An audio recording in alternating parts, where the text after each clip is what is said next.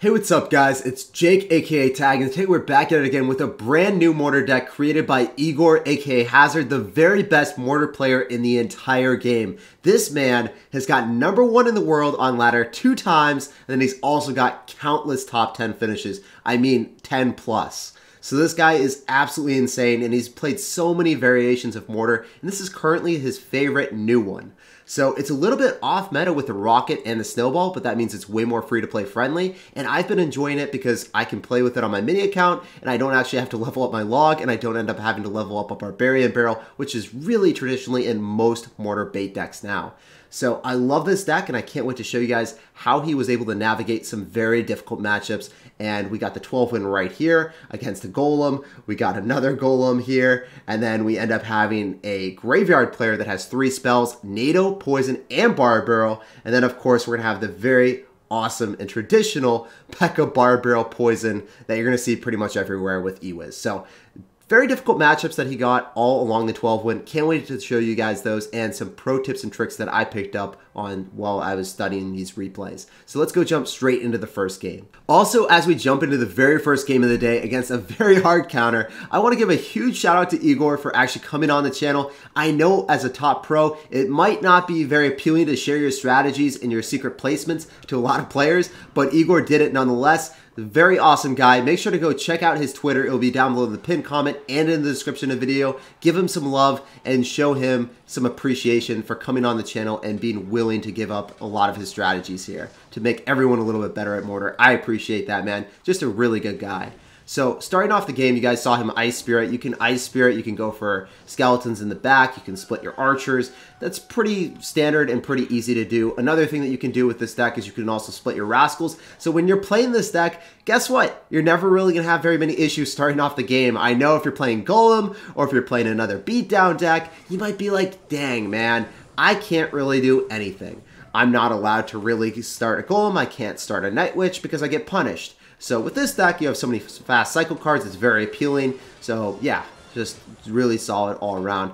Right out of the gate, we end up seeing Graveyard, and we're going to be taking some substantial damage because we have to go in for Rascals.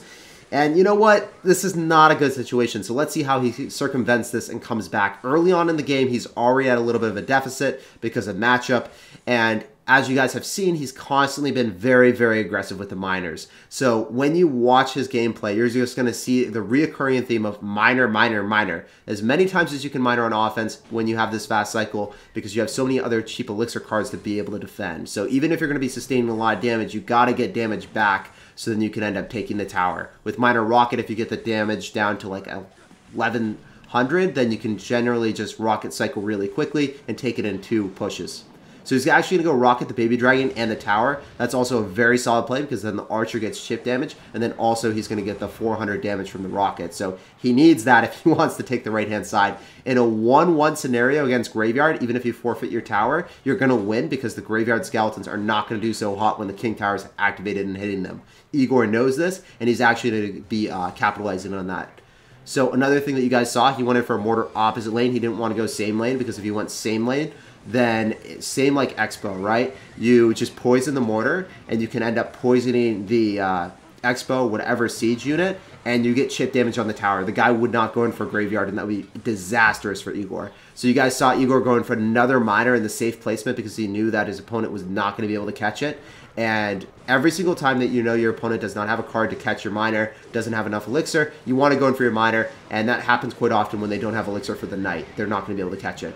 So Egor is really in dire straits. He's going in for a Mortar because he wants to get some chip hits. And the Mortar does get a final hit here. I wonder if he's going to snowball. He's probably going to end up snowballing on defense because the snowball does not end up taking it. And the Mortar gets one last final Kobe shot to seal the fate in that game. So Egor played that really, really well. And if he had a better start, the game would have been way more convincing. But it shows how to circumvent that matchup. Do not go in for Mortars, same lane when you have a situation where they can just poison. You want to go in for Mortars opposite lane and just start cycling miners and rockets until you get their tower really far down. Another thing that you saw, the Mortar at the end was just really, really clutch, and a desperate attempt of taking tower damage. He knew that his opponent did not end up having any elixir since he cast it on the graveyard, so he wasn't going to have a suitable tank. Therefore, he was able to win. Those are very fast calculations, and not many people are able to do that. So I highly suggest you just start cycling miners, and you don't go for Mortar's same lane. That's the big misplay that a lot of people end up doing against graveyard. So let's move right on to the next game against Golem here. Very tough matchup. Let's see how he navigates this one. All right, so we're jumping right into the next game. Egor is going to be facing against a Golem deck. Golem Witch and Barbed Barrel Poison. Yikes, man. This does not feel so good. So I know that the #1 comment in the comment section would be like, Jake, what about Golem? So we're showing 2 Golem matches, and actually Golem is going to be out here in the meta almost every single game now because so many people love using and abusing the Witch, especially when they end up having the Spear Goblin Hut buff, so there's a lot of poison bait elements now. So yeah, Egor is going to start off the game really aggressively with a Mortar, and now he's faced with a Witch, and he's giving the Bandit screen because, you know, it's not a very good matchup. He's going to get poisoned, but he's going to end up killing the Witch, so since the Witch ends up dying, he's not going to really have to face any ramifications of anything going in front of that and tanking for skeletons. He goes in for a Miner because I told you guys the theme of the game when you're playing this deck is Miner, Miner, Miner. The Mortar is there, but it's really a Miner cycle deck with Rocket, and the Mortar is a supplementary thing where it's able to defend and also apply aggression at the same time. Egor is so solid with the Mortar that you guys are going to see him basically use it like a Tesla. Like, you know how Air Surfer and Dank Ganon spams their Teslas on defense? That's kind of what Egor does against Golem. He's going to be kiting things around and making moves. So yeah, he's actually going to be using his Mortar as a way of supplementing his defense against Golems in most scenarios. And then he's going to be dropping it really far away in the opposite lane, so then he can drop his archers or his rascals further away, so he's not going to give poison value with the Mortar and the rascals, and no poison value with the Mortar, the tower, and the archers. So his opponent's going to be faced, do I want to hit the tower, or do I want to end up hitting the rascals with the tower, or do I just want to end up hitting like the Mortar? He's not able to hit the units and the Mortar, so it's really important to do that. He's just continuously going in for miners opposite lane, so his opponent is forced to split his attention and not able to get a cumulative chip damage on the right-hand side where he wants to go for. Egor can even eat a little bit of damage. He can just snowball and have the luxury of being, hey, I don't really want to do too much. Spear Goblin Hut's on the right, doesn't really want to be distracted by that. Mortar comes down, and now he's able to cycle back to a Mortar. Having a Mortar on offense and doing it before they Golem means you can cycle back to another one, so he's not going to be in any serious issues or problems here at all. Really well played. Notice what I was talking about earlier. Going in for a really high Mortar like that, his opponent's going to be like, okay, if you drop Rascals, I can't poison those if I want to hit the Mortar. This is a huge issue for me. So that's really solid by him. He was able to kill the entirety of the Golem push and not suffer an extravagant amount of damage. Obviously, the Spear Goblins accumulating are an issue, so he's going to end up having to go in for a Snowball. Very nicely timed, killing the maximum amount of Spear Goblins and killing and nullifying the Witch. Then just going in for a Miner right again. He's just playing this so aggressive with his Miners. It's literally like a Miner control deck with a Mortar as a defense. That's what I was talking about before, but it doesn't have poison, it has Rocket, so you're able to finish off games so freaking quickly. So he's going to go in for another Miner. Yeah, I know that you guys are like, oh my gosh, he has to defend. Why is he going in for a Miner? That's quite the thing that you do with the deck. When your opponent is focused on offense, that Miner is getting 500 damage. So if you defend, you're able to start Rocket cycling so quickly. He actually is able to kite the Golem opposite lane with that Mortar placement. And it just shows how well he's thought out his pushes and how well he's thought out his constructive defenses when he's playing against any type of Golem push. Usually, when you see Mortar and you're running Golem, you're just laughing at your opponent. You're like, yo, your Mortar, even if it goes opposite lane, it's going to do absolutely nothing, and then you overcommit and you're not going to be able to defend. Egor doesn't have much elixir, and he's pulling off miraculous defenses, kiting the Golem opposite lane with his Mortar placements. So if there's one thing I want you guys to pay attention or pause on the video, look at the Mortar placements. You guys know that the aggressive Miners are a big deal, but the offense isn't really too hard with this deck. You know that you're going to get damage with the Miner every single time, but the Mortars and the placements on the defense with the Mortar are pivotal. That's what you guys want to focus on. That's what you guys want to look at when you're rewatching the gameplay, and that's what you want to copy if you want to play Mortar perfectly and win a lot of matchups against Beatdown, whether it's Giant or Golem. So let's go right on to the next game. This one is going to be against P.E.K.K.A. Ramrider, and it's going to be quite the treat. All right, so we're jumping right into the next game against P.E.K.K.A. Ramrider. This guy is going to end up having Barbed Barrel, Baby Dragon, And he's going to also end up having poison with Ram Rider. That's kind of difficult and not the easiest thing to defend. Bandit is also going to be rushing through, and we're trying to have that skeleton in range of the rascals so that it walks towards the rascals. Unfortunately, it did that latch-on effect, and that happens a lot, and there's nothing you can really do about it when it glitches out and does that. He tried to get the timing down, it just didn't work out. Here's one thing. I know that a lot of people would end up snowballing here, but he's actually going to end up going for the Mortar. The Mortar is going to be tanking, and I think that the Baby Dragon would actually get a hit off on top of the archers there. So then the archers could die to like a Barbell or a Snowball if his opponent had it. He's making sure that he keeps the archers in pristine health, and he's actually applying aggression at the same time. He's going to go for a Miner right on top of the Electro Wizard. He's trying to kill the Electro. The Electro would have died if the Bandit wasn't there, and that would have been a +1 trade. So he's making all these amazing plays, and it's just showing on defense how he's able to get away with a super aggressive Mortar on offense and just getting shut down straight to the face with a P.E.K.K.A, but still being able to defend and not taking any damage. It's pretty cool. So a lot of these micro interactions with Mortar, you're just able to rattle off since you have Skeletons and Ice Spirit. You're able to cycle so quickly and get away with so much aggression. Whether it's a Miner on offense and just being able to defend down 3 Elixir, or ended up like going in for a Mortar and just feeling out what your opponent has. He goes in for a Rocket, he ends up hitting the Ram Rider and getting extra Mortar hits, baiting out a Barbell there too. Dang, man. Rocket can get some serious value, so that is another reason to be using it. If you use it correctly, you're just going to get a huge positive dividend in almost every single scenario. So yeah, he's going to get a 9 Elixir for 6 there, +3 trade. That's what OJ is loving right now, man. Egor is sipping that OJ. So he's going to go in for a Bandit emote, screeching out there just to BM his opponent. What a savage. And P.E.K.K.A coming down again, going right into the same lane. That's another thing that you guys should notice. He's going same lane as the Ram Rider player. He's going to end up going in for Rascal, so then the Mortar's staying alive, keeping it healthy. These micro interactions, just waiting to the last possible second so then the guy doesn't go in for the Barbell, hoping that his Bandit's going to go connect. Like, if he did it earlier, you know what happens. The Barbell just comes down and it's really bad for him. He just doesn't have that happen ever to him. Going in for Skeleton, so the Bandit ends up walking instead of dashing. Ice Spirit, so then the Electro ends up hitting that instead of the tower. Super well played. Gonna go in for a Miner straight into the minions, but guess what, guys? Yeah, that might look really weird. Why is he going in for a Miner right into the minions? The reason why is he just has to cycle, and he's getting 2 to 3 hits. It's way better than getting it caught by a mini P.E.K.K.A or a Knight. So yeah, it looks weird, but he's still getting damage. Another thing that he did right there, super, super important. If you guys don't know this placement, which most Mortar players already do, you drop the Mortar in the middle, and if a Ram Rider or a Hog Rider or a Pencil or any bridge spam is coming at you, it will get too close to the Mortar, and then the Mortar redirects on top of the tower, and you get way more hits there. So super, super important. That placement in the middle that you just saw against that Ram Rider, try to emulate that against Hog Riders or Ram Riders, and you'll get a lot of dividends. And you just don't want to be using your Mortar on offense if they're continuously cycling Hog Riders and Ram Riders. If you can use it on defense and get a hit while defending, dude, that's literally the best thing in the world. So yeah, his opponent ends up going in for a Baby Dragon there. He doesn't pull the trigger with the Rocket. Yeah, I guess he was just down a little bit of Elixir, didn't want to do it, didn't want to risk it when he feels like the game's under control. Why risk it? So he's going to go in for a Miner again, and maybe he's going to try to get a Rocket soon. I expect him to go in for a Rocket when he feels comfortable. He's starting to get it into Rocket range. Poison's coming down. He's just going for Snowball, the fast cycle. He's going to end up dropping Ice Spirit in the back. The Ram Rider opposite lane, dude, no one cares about that Ram Rider.